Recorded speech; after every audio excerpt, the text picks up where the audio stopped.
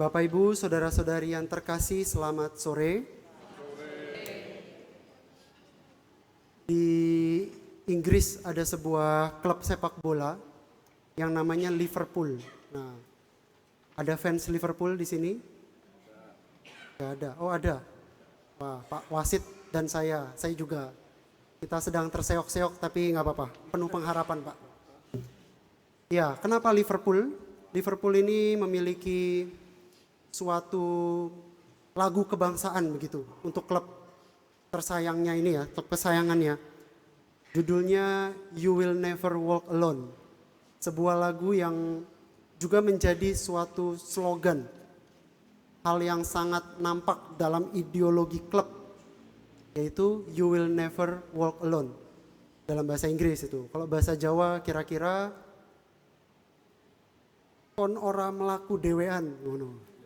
Kira-kira. Kalau bahasa halusnya panjenengan mboten tindak apa? Piyambak. Nah, kurang lebih begitu. Tetapi intinya Liverpool sepak bola, klub sepak bola Liverpool ini mau mengatakan bahwa mereka punya prinsip klub itu menghadirkan solidaritas, bahwa sebagaimanapun situasi hidup, badai kehidupan, kita tidak akan berjalan sendirian. You will never walk alone. Bapak Ibu, saudara-saudari yang terkasih, jika klub bola saja bisa menawarkan suatu kalimat yang penuh pengharapan, apalagi Tuhan Yesus sendiri yang mengatakan kepada kita pada Injilnya hari ini, Ia menjanjikan bahwa Ia tidak akan pernah meninggalkan kita sebagai yatim piatu. Dengan kata lain, Dia tidak akan meninggalkan kita sendirian.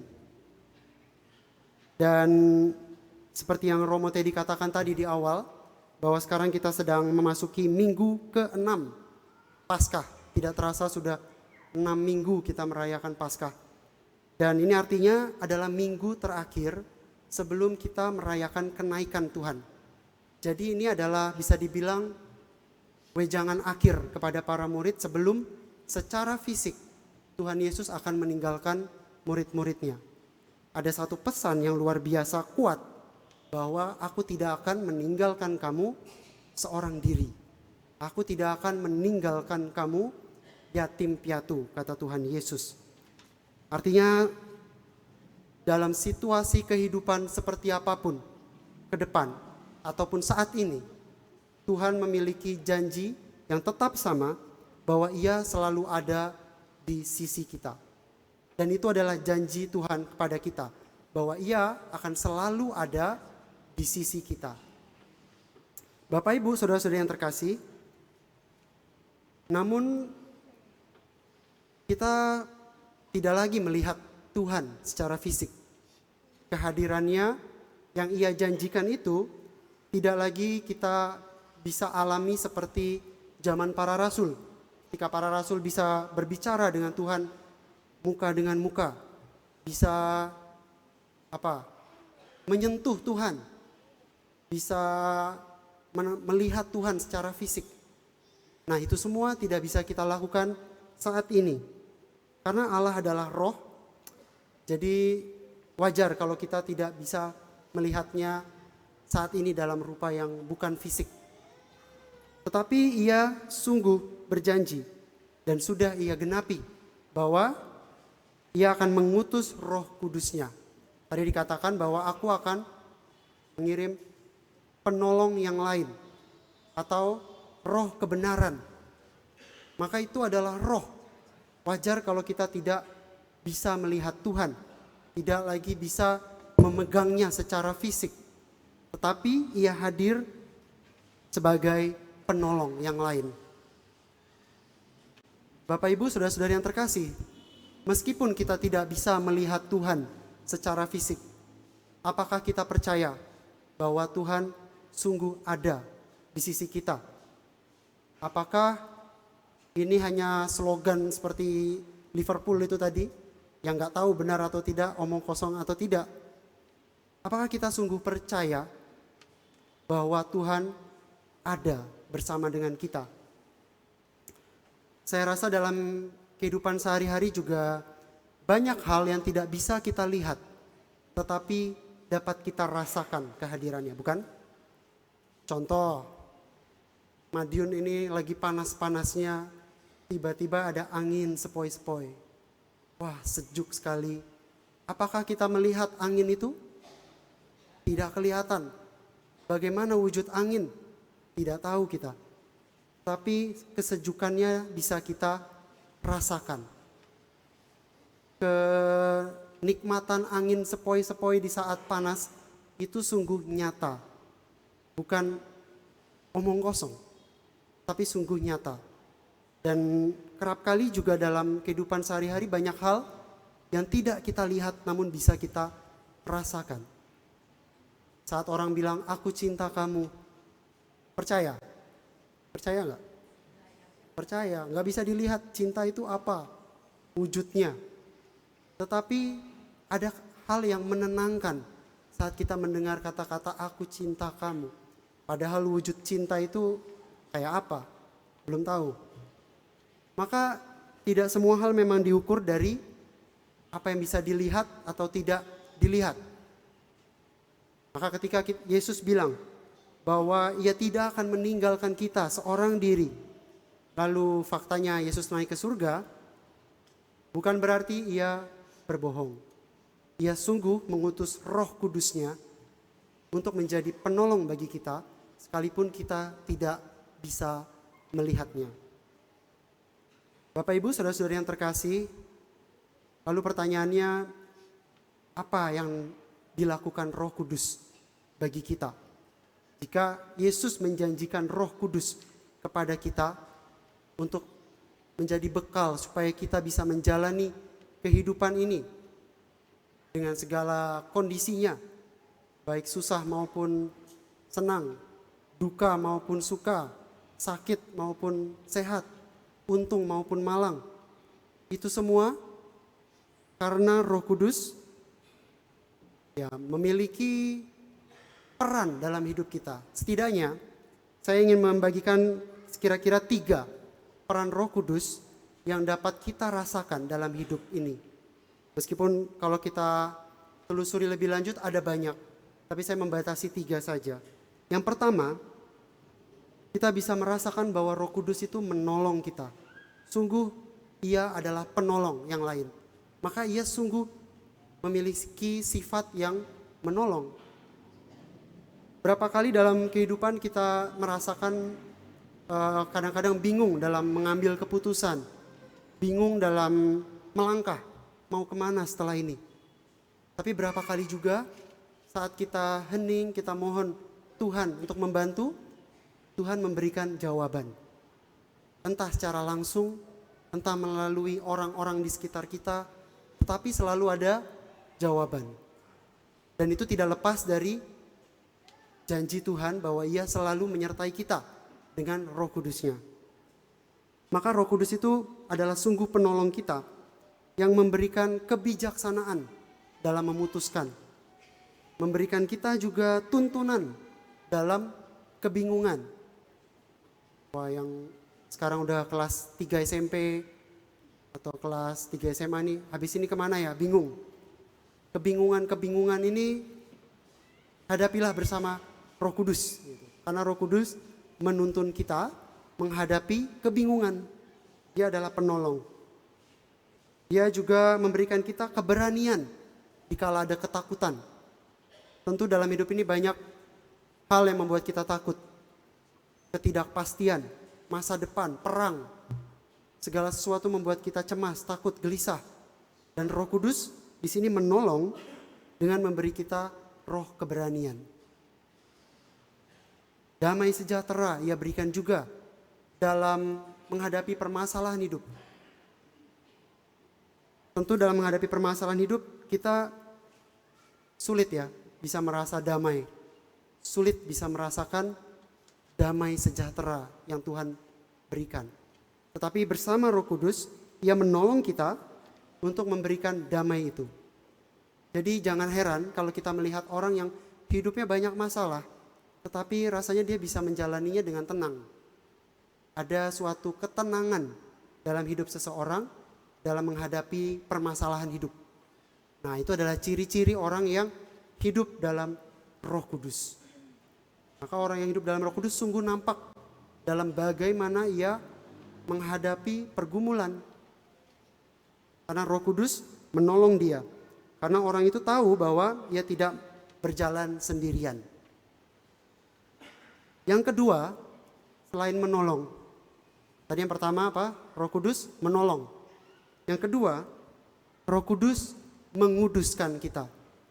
Dan itu adalah tanda yang paling nyata dari Roh Kudus. Namanya aja Roh Kudus. Maka dia menguduskan. Dan menguduskan itu bisa lewat banyak cara.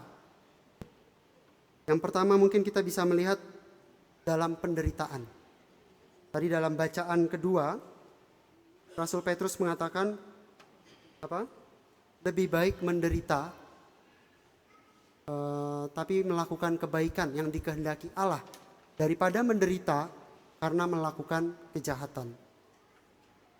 Ada pesan yang mengatakan bahwa lebih baik menderita tetapi bersama Tuhan. Dan menderita bersama Tuhan itu kita bisa alami hampir setiap hari. Banyak sekali pasti saya merasa dalam pertemuan dengan umat juga banyak umat yang bisa men-sharingkan pengalamannya bagaimana demi memperjuangkan nilai-nilai kebenaran dia harus mengorbankan banyak hal. Misalnya dikucilkan dalam dunia pekerjaan, terpaksa harus dia anggap sok suci oleh rekan-rekan kerjanya karena nggak bisa kompromi soal korupsi dan lain-lain. Tapi ya itu adalah bentuk penderitaan. Dan Santo Petrus mengatakan lebih baik menderita demi melakukan kehendak Tuhan daripada menderita berbuat kejahatan. Karena ternyata berbuat kejahatan pun kita akan menderita pada akhirnya. Maka peran Roh Kudus yang kedua ini bisa juga memampukan kita untuk memaknai penderitaan ini sebagai jalan kekudusan. Jalan kekudusan itu umumnya dilalui dengan jalan yang tidak enak. Berjuanglah melalui pintu yang sesak itu, kata Tuhan. Karena pintu yang menuju malapetaka, menuju apa istilahnya? Kematian itu sangat luas. Tapi pintu yang menuju Tuhan, menuju sukacita abadi itu sempit. Dan itu artinya kita harus berjuang dan menderita. Tetapi bersama Roh Kudus, hidup menderita pun bisa dimaknai sebagai jalan kekudusan. Maka tidak heran kalau kita melihat kisah hidup santo-santa pelindung kita akan menemukan bagaimana mereka itu kerap kali menghadapi penderitaan yang luar biasa. Coba siapa santo-santa pelindung kita, pasti kalau kita baca tetap ada unsur penderitaan dalam hidup mereka. Dan perbedaan mereka dengan kita, kalau kita mungkin segera meminta Tuhan, cepat-cepatlah penderitaan ini berakhir. Badai cepat berlalu Tuhan kalau bisa. Tapi para kudus, mereka menghidupi penderitaan. Bukan terburu-buru ingin segera berakhir penderitaan itu. Tapi mereka menghidupi penderitaan pun dengan suatu pengharapan yang besar. Bahwa mereka melakukannya bersama Tuhan dan untuk Tuhan. Dan ini saya rasa hanya mampu kita maknai kalau kita sungguh hidup dalam Roh Kudus. Maka peran Roh Kudus tadi yang kedua adalah memampukan kita untuk melihat penderitaan sebagai jalan kekudusan. Dan yang ketiga, Roh Kudus memampukan kita untuk mentaati perintah Allah dengan penuh cinta. Tadi dikatakan dalam Injil, jika kamu mengasihi aku, kamu akan menuruti perintah-perintahku. Maka bagi Yesus, dasar dari taat akan perintahnya adalah cinta. Tolok ukur seberapa taat kita kepada perintah Tuhan adalah seberapa besar cinta kita kepadanya. Ternyata memang lebih mudah bagi kita untuk mentaati orang yang kita cintai. Misalnya kalau orang lagi pacaran, pacarnya itu minta dijemput hujan badai pun diterjang. Taat pasti kita. Oke, aku jemput, tunggu ya. Gitu. Meskipun hujan badai. Tapi kalau itu bukan pacar kita, itu siapalah orang lain yang gak dikenal, yang tidak kita cintai, sulit bagi kita untuk melakukan perintahnya atau permintaannya. Maka memang apa yang dikatakan Yesus ini sungguh benar. Kita akan mampu mentaati perintah-perintahnya kalau kita mengasihinya. Dan Roh Kuduslah yang memampukan kita untuk mengasihi Tuhan, sehingga kita mentaati perintah Tuhan itu dengan tidak terpaksa, tapi karena dengan cinta. Bapak Ibu pergi ke gereja setiap hari Minggu, siapa yang suruh? Kalau nggak ke gereja, apa konsekuensinya? Romo juga nggak tahu, ya diam-diam aja nggak ke gereja. Tetapi karena cinta, Bapak Ibu tergerak untuk datang hadir dalam perayaan Ekaristi. Meskipun tidak ada yang memaksa, tapi taat kepada perintah gereja yang adalah rayakan Ekaristi sekali seminggu itu, bukan lagi karena aturan, tapi karena cinta Bapak Ibu sekalian kepada Tuhan Yesus sendiri. Maka tadi 3 peran Roh Kudus dalam hidup kita sekurang-kurangnya yang bisa kita rasakan. Yang pertama apa? Roh Kudus menolong. Yang kedua, Roh Kudus menguduskan kita kadang-kadang lewat penderitaan kita. Dan yang ketiga, Ia memampukan kita untuk mencintai Tuhan, sehingga kita tanpa sadar melakukan perintahnya, bukan memaksa kita untuk melakukan kehendaknya. Bapak Ibu, saudara-saudara yang terkasih, setelah Tuhan Yesus wafat, bangkit, dan naik ke surga, kita lihat dalam Kisah Para Rasul, bacaan yang hari-hari ini kita dengar, ternyata hidup para rasul pun tidak jauh berbeda. Tetap dalam ancaman maut, bahaya. Seperti waktu mereka bersama-sama dengan Yesus sebenarnya. Artinya apa? Kondisi hidup kita mungkin tidak berubah. Dari Prapaskah kemarin, lalu sudah Paskah, lalu sekarang Minggu Paskah ke-6. Kok rasanya apa yang saya gulati dalam hidup masih sama ya Tuhan? Ya, ternyata para rasul pun kondisinya tidak berubah. Mereka tetap hidup dalam bahaya maut, tetap mewartakan Tuhan di tengah ancaman. Tetapi apa yang berbeda? Yang berbeda adalah ketika Roh Kudus turun atas para rasul, yaitu pada hari Pentakosta, dan saat itu para rasul bisa melihat hidup mereka dengan cara yang berbeda. Mereka lebih mampu untuk hidup dan mati untuk Tuhan. Hidup mereka persembahkan untuk Tuhan. Mati juga dipersembahkan untuk Tuhan. Maka kita pun hendaknya demikian. Mungkin yaitu banyak hal yang masih kita hadapi dalam hidup yang rasanya dari Prapaskah kemarin atau bahkan dari Natal tidak kunjung berakhir. Jangan putus asa. Tapi hari ini Yesus memberikan sebuah janji yang luar biasa kuat, yaitu aku akan memberikan kepadamu penolong yang lain. Maka Bapak Ibu saudara-saudara yang terkasih, beberapa hari lagi kita akan memulai novena Roh Kudus dalam mempersiapkan Pentakosta. Saya mengundang kita semua dalam Pentakosta kali ini, mari kita sungguh-sungguh memohon Roh Kudus itu. Mari kita sungguh-sungguh memohon penolong yang dijanjikan Tuhan. Mungkin hidup kita tetap dalam masalah yang sama, tetapi seperti para rasul, mereka memandang hidup dengan cara yang berbeda setelahnya. Roh Kudus yang memampukan para rasul untuk mengubah cara pandang mereka akan hidup. Semoga kita pun dengan sukacita menantikan penolong yang lain itu. Berkat Allah menyertai kita sekalian.